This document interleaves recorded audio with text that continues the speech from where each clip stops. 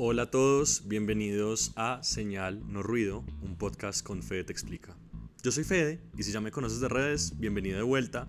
Si es tu primera vez por aquí, gracias por sumarte. Soy un ñoño con orgullo de la política internacional, la historia y la cultura global. Y en este espacio quiero algo más que solo recontar las noticias que puedes ver en cualquier parte. Quiero ayudarte a entender qué hay detrás de lo que pasa en el mundo. No solo el qué, sino el por qué.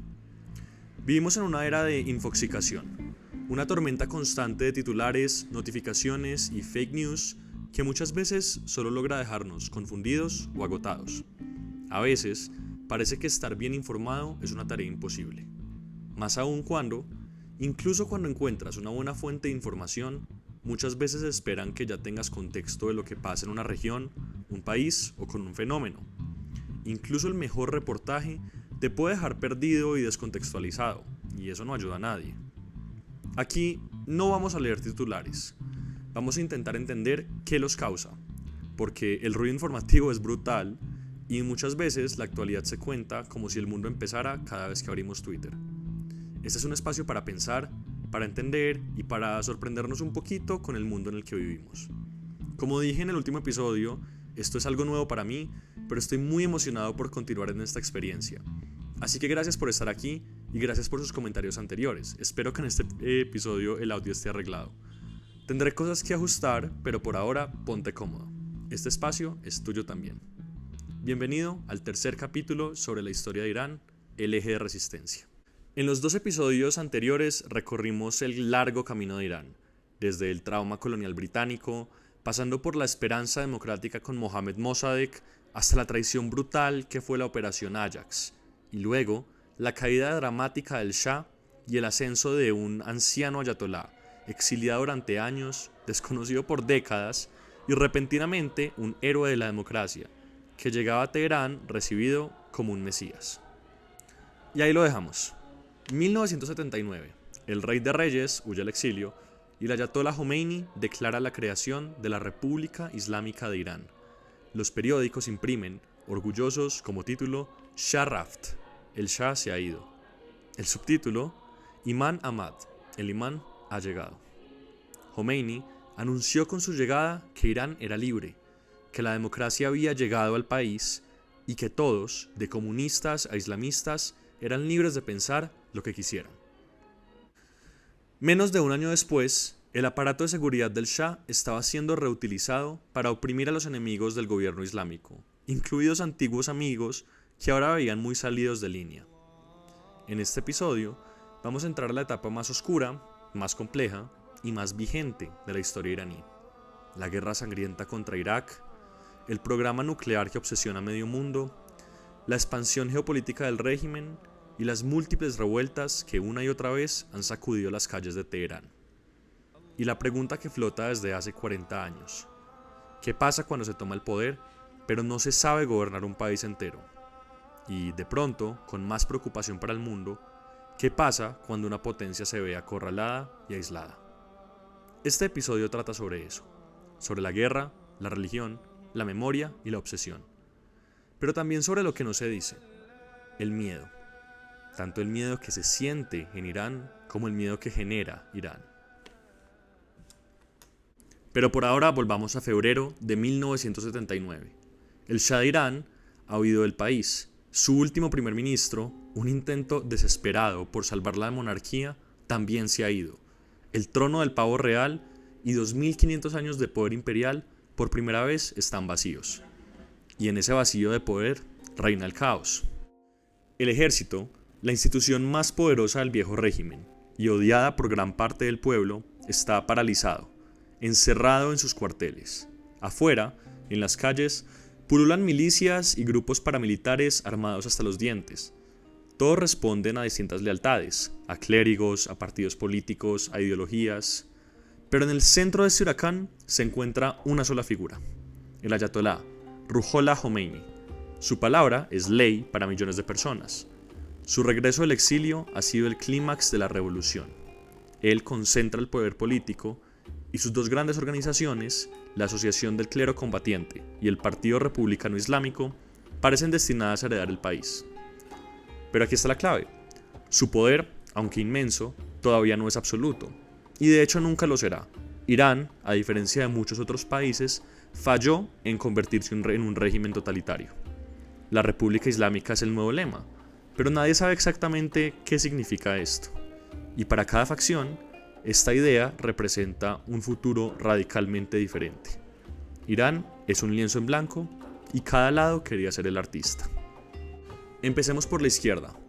Los socialistas y los comunistas del partido Tudeh, tan temidos, sabían que ya no tenían el poder para convertir a Irán en una nueva Unión Soviética. Por el contrario, ya veían como opción a Libia. Admiraban a Muammar Gaddafi, quien una década antes había tomado el poder del país más rico de África y estaba redibujando el país a su antojo. Gaddafi estaba estableciendo un sistema conjunto de islamismo y comunismo que parecía muy atractivo. A diferencia de otros grupos comunistas, Tudeh era pragmático. Entendían que en este momento ir contra los clérigos era suicidio político. El ayatolá era un símbolo demasiado potente. Así que su plan, que ha sido revelado posteriormente, era más astuto. No atacar a los islamistas. Al contrario, unirse a ellos para generar un grado de obstrucción a los liberales moderados. Segundo, usar el creciente odio contra los Estados Unidos para empujar a Irán hacia la órbita de la Unión Soviética. Y esperar el momento adecuado para lentamente tomar el control desde adentro. Claramente, los comunistas no tenían muchas esperanzas. Pero si los viejos socialistas eran complejos, había otro grupo que llevaba las cosas a un nuevo nivel, y francamente un nivel bastante extraño. En 1965 había nacido la Organización de los Mujahidines del Pueblo, o el MEK. Eran una mezcla ecléctica de todo: islamismo, socialismo y una devoción casi mística por su líder, Masoud Rajavi. Rajavi no era el primer salvador islámico que tenía Irán, pero sí era un personaje de película. Un carismático opositor al Shah, condenado a muerte y salvado en el último minuto gracias a la intervención de su hermano. Con un carisma tan magnético que la organización creció como la espuma, atrayendo a jóvenes que no encajaban con el Tudeh o con los islamistas puros. Y aquí es donde la historia realmente se pone rara. Con el tiempo, el MEK se transformaría en lo que muchos han descrito como una secta. Rajavi se autoproclamó el vocero del Mahdi, el salvador mesiánico del Islam. Para los que saben un poquito sobre el Islam, se dan cuenta que ya estamos como a 4 grados de separación de vocería de Alá. Rajavi es el vocero del Mahdi, que es el último de los grandes imanes chiitas, que a su vez era el vocero de Ali, que era el vocero de Mahoma, vocero de Dios. Entonces claramente ya estamos un poquito separados del mensaje original del islamismo. A pesar de esto, la autoridad religiosa de Rajavi sobre sus seguidores era muy fuerte y empezó a instaurar unas reglas bastante únicas. Debían romper los lazos con sus familias, alejarse de sus hijos y participar en matrimonios célibes, mientras que Rajavi, según testimonios, podía tener relaciones con cualquier mujer del grupo. Los miembros vivían en campamentos de entrenamiento, escuchando sus discursos y los de su esposa, que luego la reemplazaría como líder del MEK durante todo el día. Es decir, no había música, no había noticias, no había ninguna otra forma de entretenimiento o de ambiente que no fueran los discursos de Rajavi. Los líderes del MEK lo niegan todo hasta hoy, y cada año celebran una cumbre en París con invitados de altísimo perfil, incluida Ingrid Betancourt en años recientes. Pero la evidencia de la estructura del culto es bastante fuerte. Pero nada de esto era visible en 1979. En ese entonces, los mujahidines eran vistos por mucho como los héroes de la revolución, los únicos que se habían dignado a defender, aunque fuera violentamente, al pueblo de la opresión del Shah, y los que, cuando estalló la revolución, habían con valentía asaltado el Palacio Real. Eran la opción para una clase media que ya no confiaba en nadie más. Atrapados entre los islamistas radicales y la izquierda estaban los liberales. Su figura central era Mehdi Bazargan, el nuevo primer ministro nombrado por el propio Khomeini. Para ellos, la República Islámica era una oportunidad dorada, una oportunidad para crear un Irán moderno, que continuara las reformas sociales de la era del Shah, pero esta vez con democracia y respetando los derechos humanos. Veían la alianza con los clérigos como un mal necesario para lograr la estabilidad. Bazargán tenía como objetivo estabilizar el país, pero sin saberlo estaba cavando su propia tumba política. Esto se puede ver en particular en una de sus principales decisiones, la unificación de todas las milicias y grupos paramilitares revolucionarios en una sola fuerza, el Cuerpo de Guardianes de la Revolución Islámica, el Pasdarán.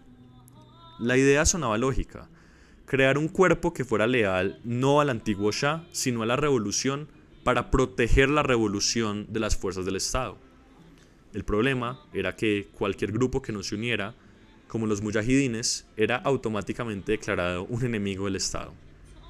Y peor aún, prontamente se estableció una sola autoridad para los guardianes de la revolución, no el gobierno revolucionario, sino el Ayatollah Khomeini. Bazargán había creado el ejército de sus propios verdugos. El final fue rápido y brutal. El Pasdarán empezó a realizar sus propios juicios revolucionarios, ejecutando a los enemigos de la revolución sin ningún control o voz de parte del gobierno. La presión en las calles era insoportable, y poco a poco cada grupo fue silenciado. Primero los comunistas, luego los mujahidines, y finalmente la revolución se devoró a sus propios hijos, los liberales. Pero aún faltaba un clavo para sellar el ataúd del gobierno de coalición. Este llegó en noviembre de 1979, la toma de la embajada estadounidense. La noticia que encendió la mecha fue que el odiado Shah, enfermo de cáncer, había sido admitido a los Estados Unidos para recibir tratamiento médico. Para muchos iraníes esto fue la gota que colmó el vaso. Estados Unidos no había tenido suficiente con liderar el golpe del 53. No había tenido suficiente con demandar a Irán ante tribunales internacionales luego de la revolución por expropiaciones. Ahora tenía que cuidar al enemigo mortal, al opresor que había causado tanto sufrimiento para el pueblo. Estados Unidos había pasado de ser el lejano país de la libertad, el país de Howard Baskerville, aquel joven idealista que murió luchando por la democracia iraní, a ser, en la nueva retórica oficial, el Gran Satán.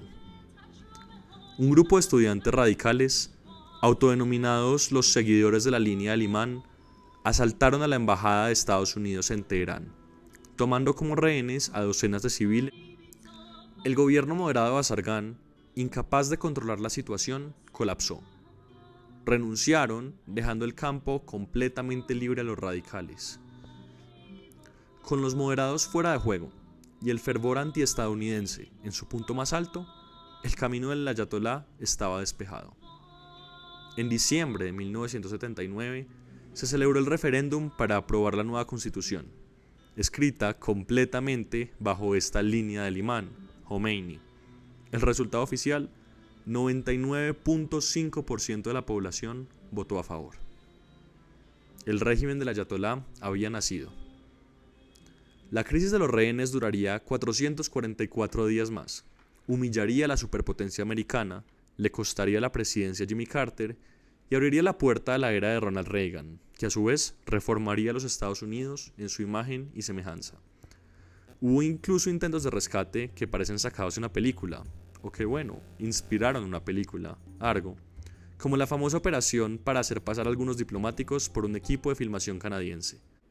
Pero quizá ninguna historia encapsula la tragedia de la democracia iraní como la de las mujeres iraníes. Este es un tema complejo, que a menudo simplificamos en Occidente como una lucha entre usar bikini o usar velo, como si fuera la sexualización de la mujer la que estamos buscando. La realidad, como siempre, tiene muchos más matices. Desde los años 30, el padre del Shah, imitando a Atatürk, el líder de Turquía, había prohibido el velo en público. Pero esto no fue tomado como un acto de liberación. Fue una imposición muchas veces violenta. Cientos y miles de mujeres salieron a protestar a la gran plaza de Isfahán, una de las plazas más grandes del mundo, la que le había dado el título Isfahán es medio mundo, uno de los lugares más emblemáticos para la cultura iraní, y allá fueron masacradas por el ejército. El resultado fue que millones de mujeres, para no ser forzadas a desvelarse, simplemente decidieron encerrarse en sus casas, por lo que durara, por 30 años. En la práctica, la monarquía no eliminó el velo, eliminó a la mujer del espacio público. Por eso, inicialmente, la revolución islámica tuvo gran apoyo entre las mujeres. Jomeini pronunció frases que para nosotros parecen impensables hoy. Decía que una mujer no es simplemente una cosa, sino un gran ser humano, que las mujeres tienen el derecho a participar en la política, que el Islam es una religión política y que todo en él merece su participación. Prometió proteger su derecho a la elección. Y es cierto que en algunas áreas ha habido avances, incluso hoy en día. La alfabetización femenina está disparada y hoy hay muchas más mujeres con títulos universitarios que hombres en Irán, como en el resto del mundo. Pero la promesa principal, la de la libertad de las mujeres, se rompió. Rápidamente, la utilización del velo pasó de ser un derecho a ser una obligación. Se cerraron los centros de mujeres y las guarderías. Las mujeres que no llevaban el hijab eran atacadas violentamente en las calles. Dos eslóganes de la revolución que son escandalosamente famosos son «Muerte a las mujeres sin velo» y «Usa un velo o te golpearemos en la cabeza». En 1983 se convirtió en delito, la pena 74 latigazos, la misma pena que por expresar el derecho a no usar velo. La libertad prometida se había convertido en una jaula. Las mismas mujeres que habían marchado por la revolución eran ahora sus víctimas. En esta brutal contradicción se siembran las semillas de las protestas que estallarían en Irán décadas después y que continúan hasta el día de hoy.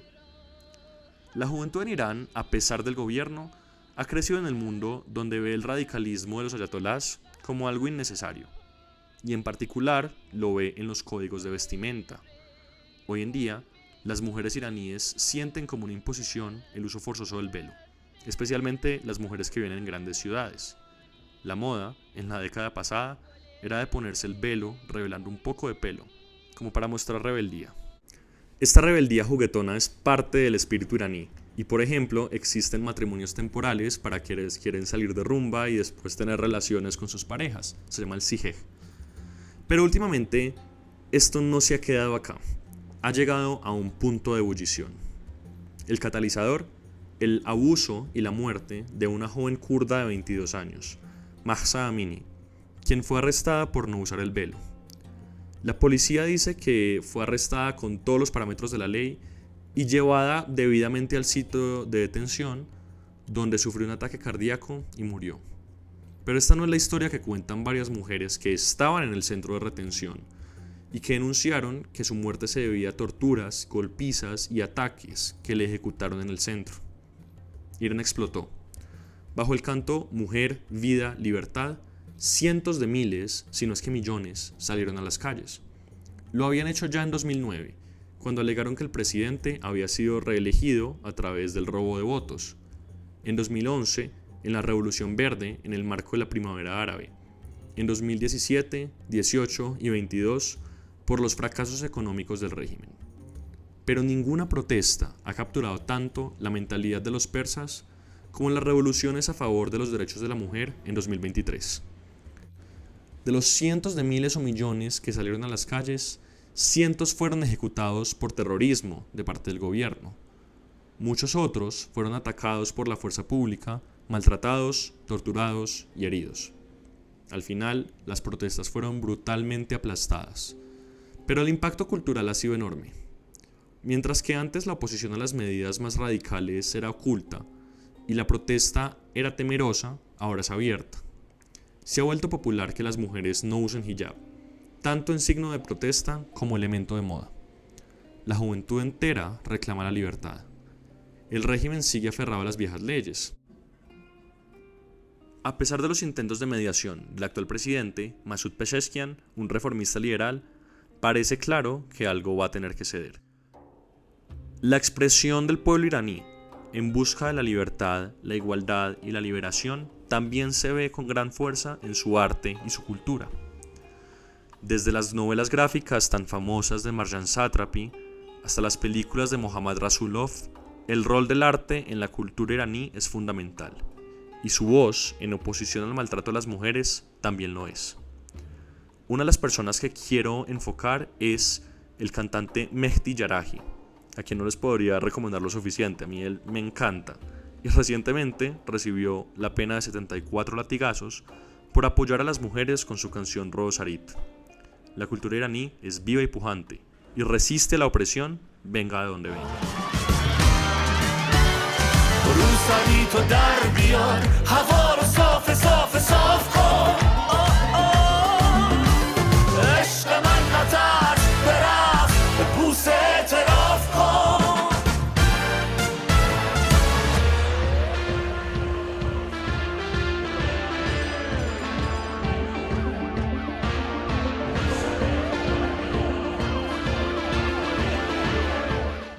Para levantar un poquito el ánimo, les quiero contar un detalle que a mí me pareció muy curioso, y es el trato a las personas trans en Irán.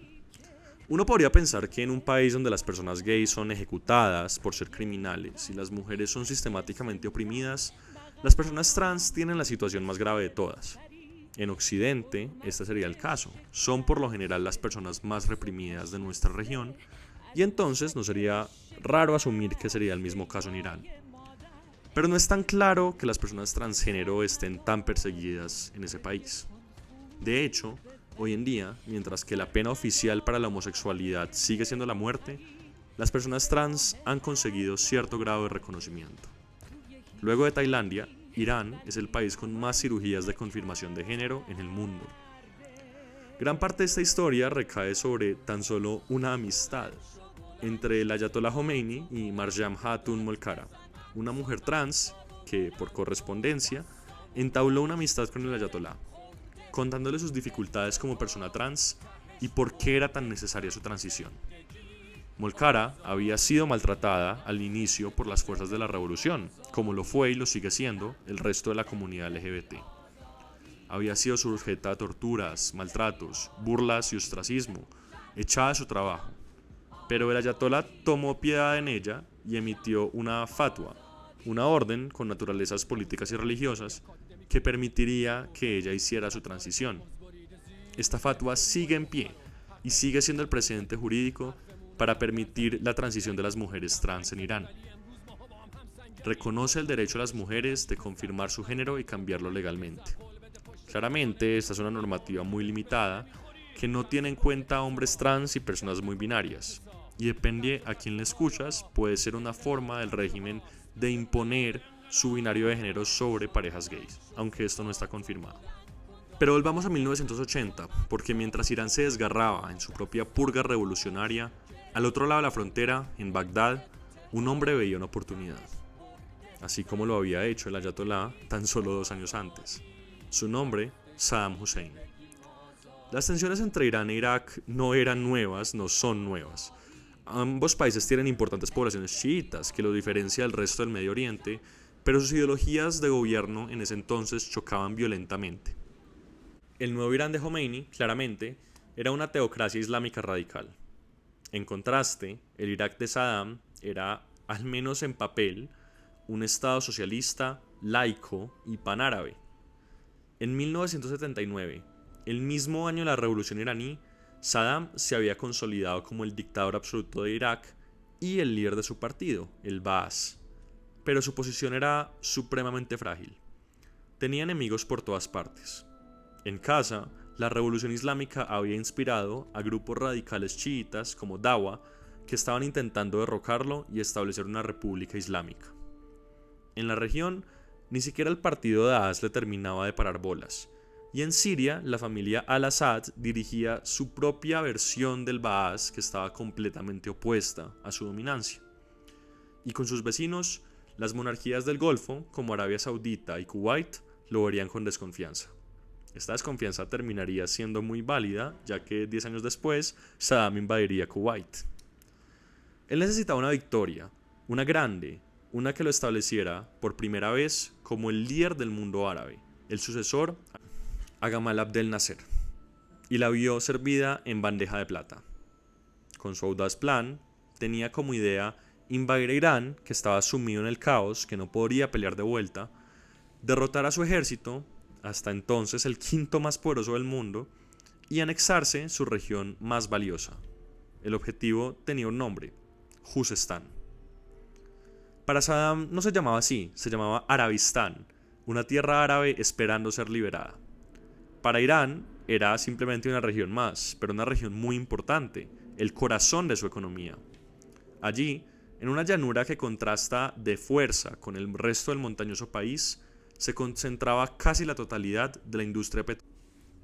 Separada de Irán tan solo por el Shatt al-Arab, literalmente el río de los árabes, la confluencia de los milenarios Tigris y Éufrates, se ubicaba la refinería de Abadán, de la que oímos mucho durante los problemas de Mohammad Mossadegh.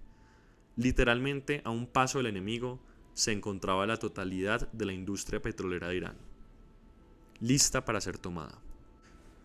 Y eventualmente, como habían colapsado los regímenes de Bakhtiar y de Bazargán, colapsaría ahora el régimen islámico. Pero el tiro le salió por la culata. La invasión no quebró Irán, al contrario, lo unificó. Ante el enemigo exterior, las luchas internas pasaron a un segundo plano. Y mientras el ejército regular iraní sufría duras derrotas, los guardianes de la revolución organizaron una resistencia feroz, ganando una popularidad y un poder inmensos. La estrategia de Irán fue desesperada, terrible.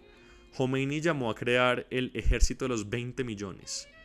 Pensaban que, así como los 10.000 inmortales habían hecho invencible al Irán aqueménida, ahora 20 millones de soldados harían imbatible a Irán en cualquier momento. Reclutaron a cientos de miles de voluntarios y los lanzaron contra las líneas iraquíes, en algo que se conoce como los ataques de ola humana, un eufemismo horrible para describir el sacrificio masivo de vidas humanas en nombre de la revolución. La guerra, que debía durar semanas, se estancó por 8 años, y en este punto muerto se volvió indescriptiblemente cruel. Irán se alió con los kurdos de Irak, unos primos lejanos, si hablamos de esto de manera de tribus y pueblos, que vieron una oportunidad para luchar por su propia independencia. Pero la participación kurda enfureció a Saddam. Su respuesta fue la campaña de Anfal, un genocidio sistemático contra la población kurda que culminó con el uso de armas químicas, gas venenoso, contra pueblos y ciudades enteras. Claramente, como en casi ninguna guerra, se limitaron a un solo lado los crímenes de guerra. Irán también fue responsable.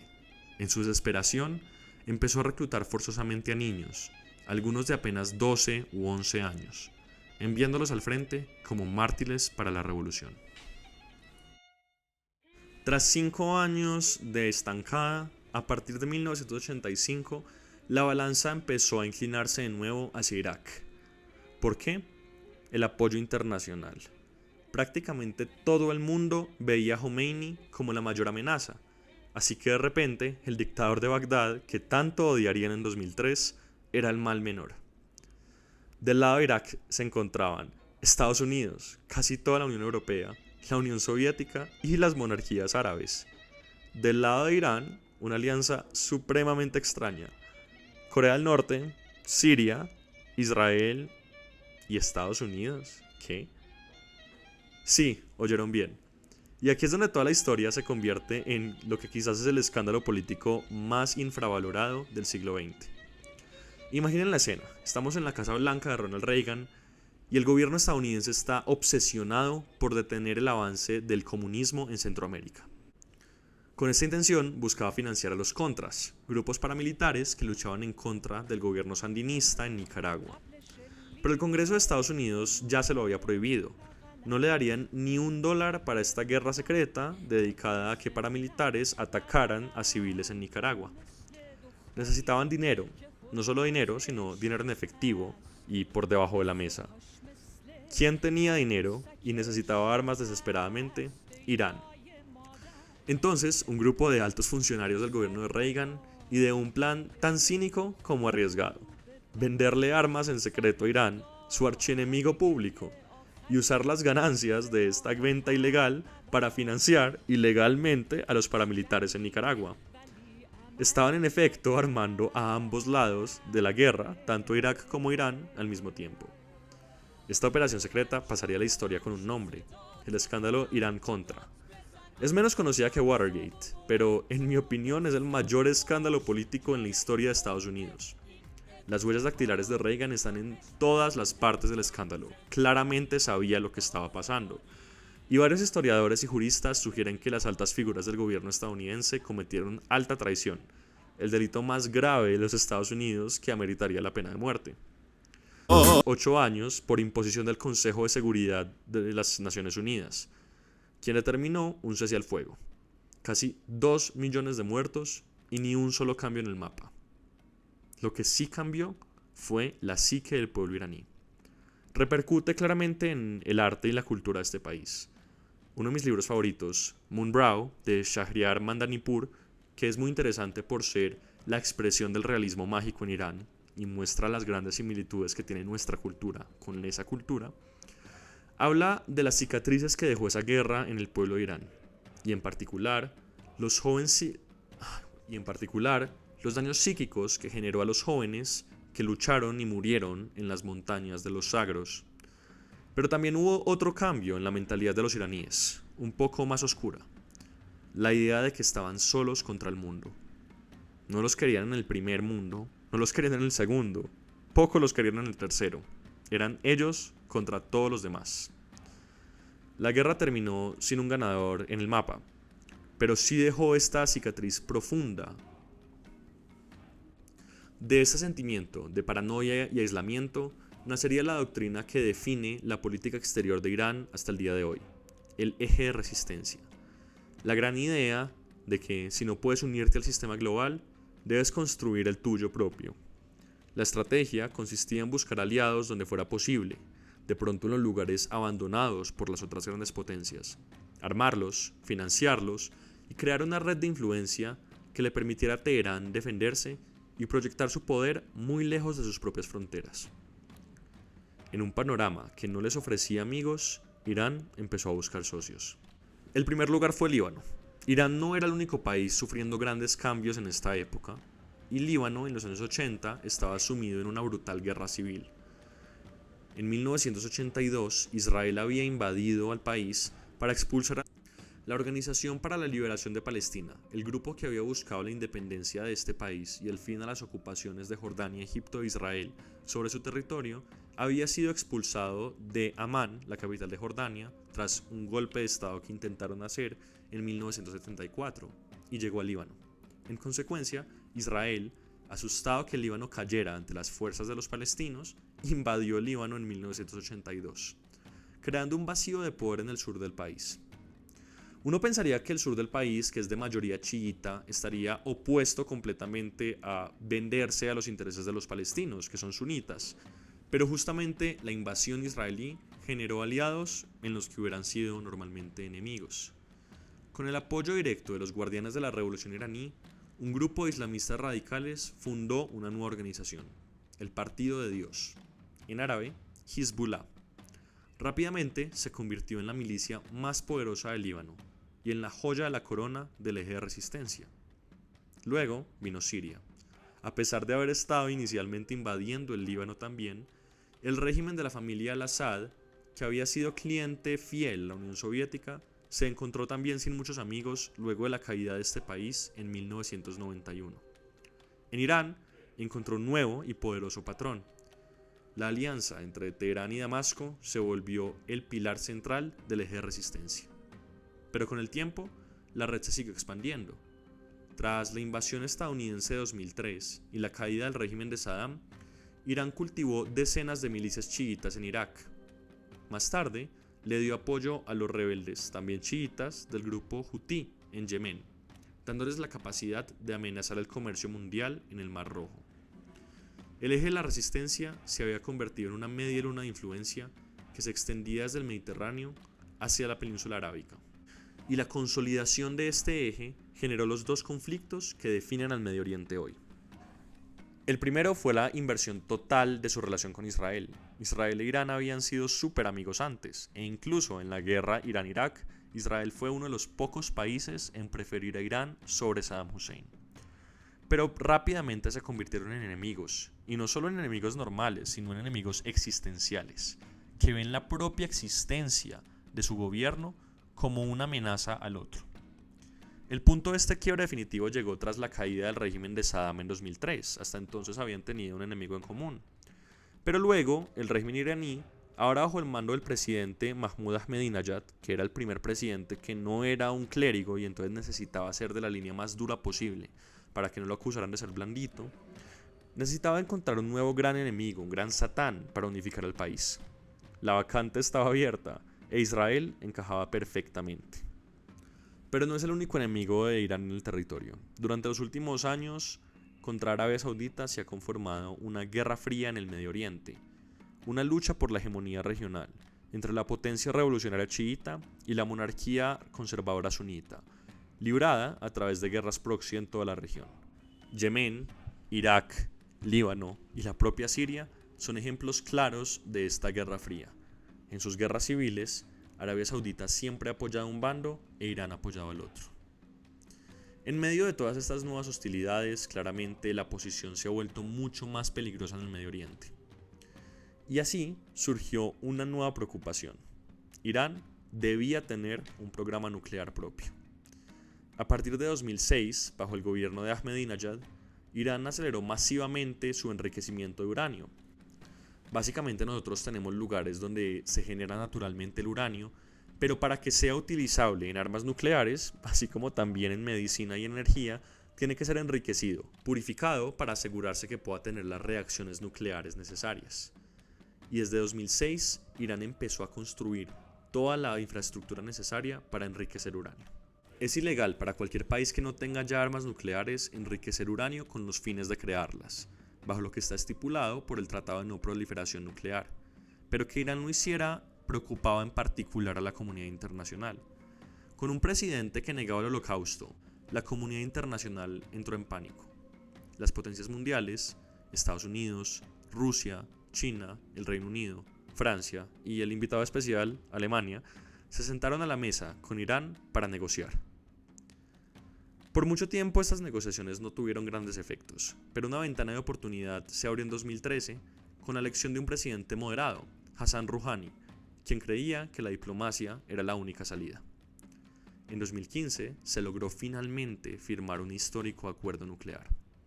El trato era simple. Irán iba a limitar drásticamente su programa atómico y permitir tener cierta supervisión internacional, y a cambio, las demás potencias del mundo no le iban a imponer sanciones económicas. Por un momento, pareció que la paz era posible. Pero la estabilidad es frágil.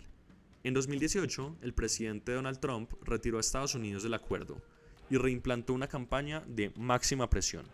Volvió a imponer todas las sanciones que se habían levantado en contra de Irán. Este retiro salió prácticamente de la nada.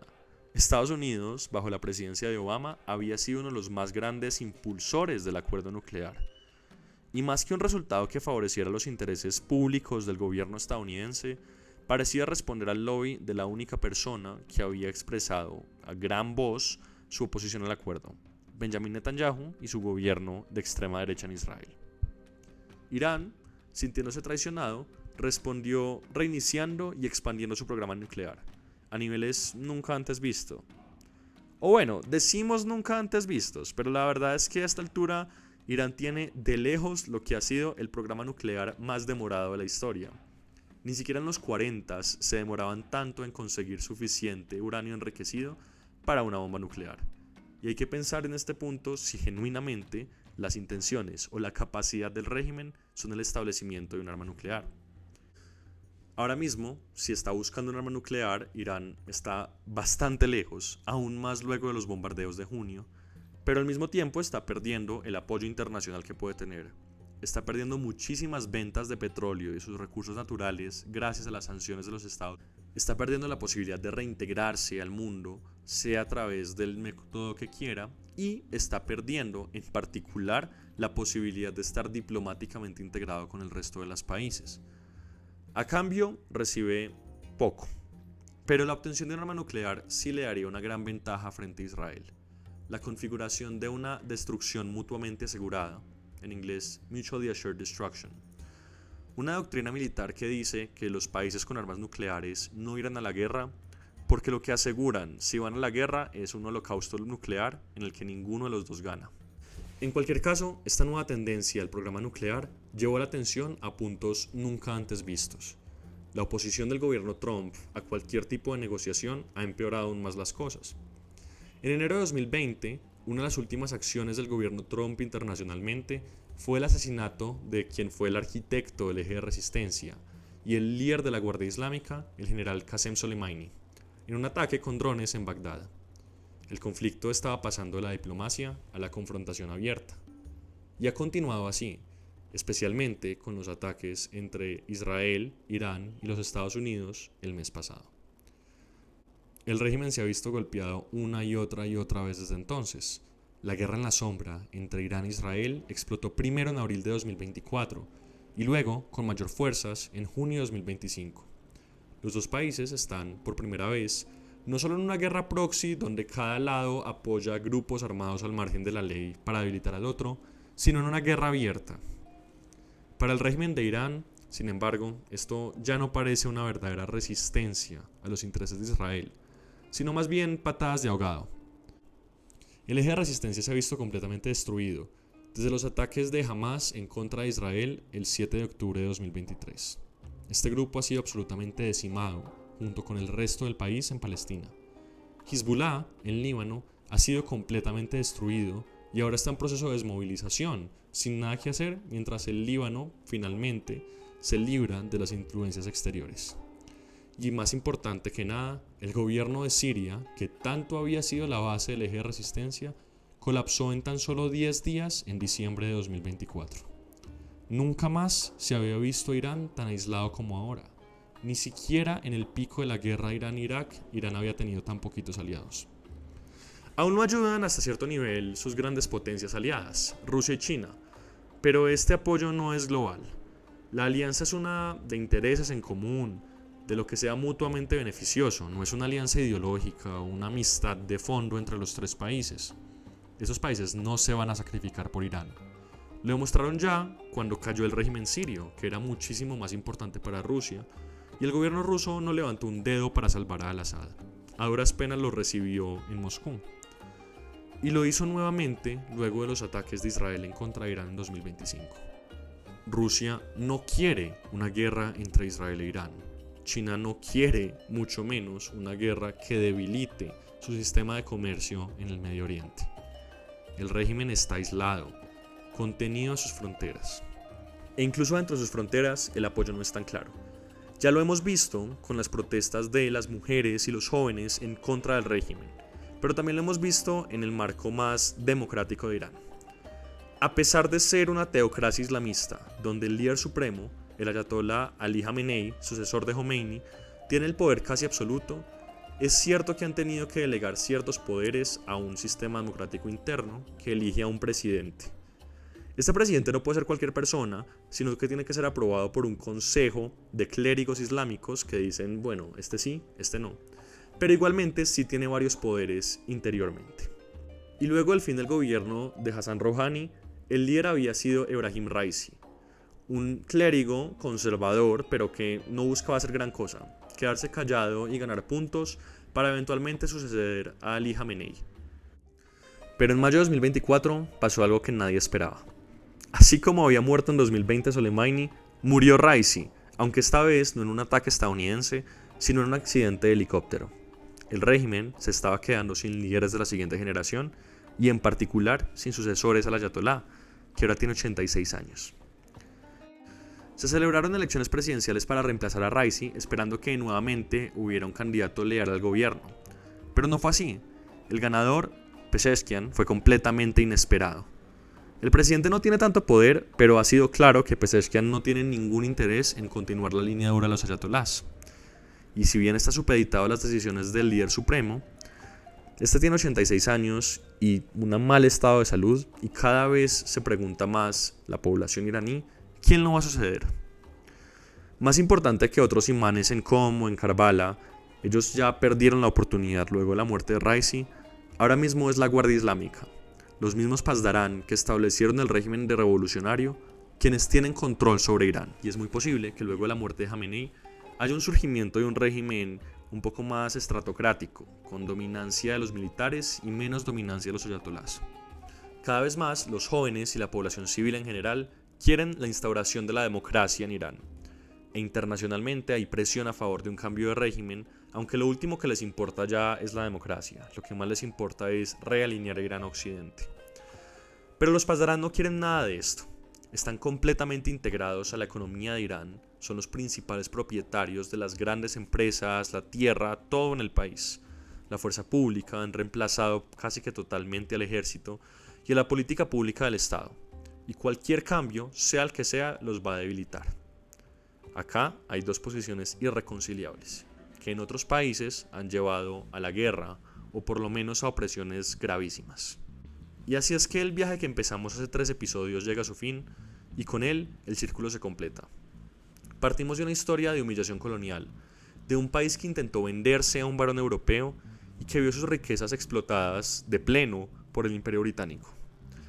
Vimos nacer una frágil esperanza democrática con Mohammad Mossadegh, un hombre que se atrevió a soñar con un Irán dueño de su propio destino, solo para ser aplastado por la Operación Ajax, esa traición orquestada desde Londres y Washington que se convirtió en el pecado original para Irán moderno. Este golpe en 1953 no fue solo un evento, fue la semilla de la que brotó todo lo que vino después. Alimentó el resentimiento que culminó en la revolución de 1979, una revolución que, en su afán por expulsar la influencia extranjera, terminó devorando a sus propios hijos y construyendo un régimen aislado y paranoico. La guerra contra Irak, el desafío nuclear, la creación del eje de resistencia, todo puede trazarse de vuelta a estas heridas iniciales. La historia de Irán, como hemos visto, no es la de un país atrapado en el pasado. Es la historia de una región que ha luchado desesperadamente por controlar su presente, a menudo con consecuencias trágicas. Pero si algo nos queda claro después de este recorrido, es que la verdadera historia de Irán no reside en sus shahs, en sus ayatolás o en sus generales. Reside en la increíble resistencia de su pueblo, en el espíritu de Howard Baskerville, el joven estadounidense que murió por la democracia iraní en 1909, en la dignidad de Mohammad Mossadegh enfrentándose ante el mundo, y hoy en el coraje de las mujeres que lideran el grito de mujer, vida y libertad. El futuro de Irán no se decidirá en las capitales occidentales, ni en Tel Aviv, ni en los pasillos de poder en Teherán. Se decidirá en sus calles, en sus universidades y en los corazones de una nueva generación que se niega a vivir con miedo. El próximo capítulo de la larga, fascinante y a veces dolorosa historia de Irán, sin duda, lo escribirán ellos. Gracias por acompañarme en este viaje a través de Señal No Ruido. Yo soy Fede y nos escuchamos en la próxima. Muchas gracias por escuchar el tercer y último episodio de esta serie. Y si llegaste hasta el final, espero que sea porque te haya gustado. Mil gracias si has escuchado todos los capítulos hasta ahora. En este podcast, como siempre, escucharon música de diferentes fuentes, todas atadas de una u otra forma a la temática. Todas estas canciones están en el dominio público o tienen licencia Creative Commons. Muchas gracias a los autores por ponerlas en un sistema de derechos de autor que, sin quitarle su autoría, permite la libre reproducción y uso de ellas. También, así como en el anterior, encontrarán las fuentes en la descripción del mundo. Si quieren apoyarme en este proyecto, solo necesito su escucha. Sin embargo, si pueden y quieren apoyarme financieramente, lo apreciaría muchísimo. Pueden suscribirse en TikTok para mostrar su aprecio. Con solo 13,000 pesos mensuales pueden apoyarme ahí. También estoy habilitando mi página en Substack. Estoy teniendo problemas montando el video, por eso no está subida aún.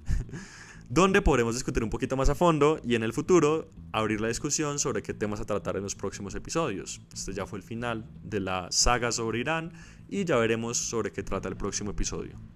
Por ahora, fue un gusto continuar en este viaje por la historia con ustedes. Nos vemos la próxima, detectando las señales entre el ruido que nos permiten entender el mundo. Gracias.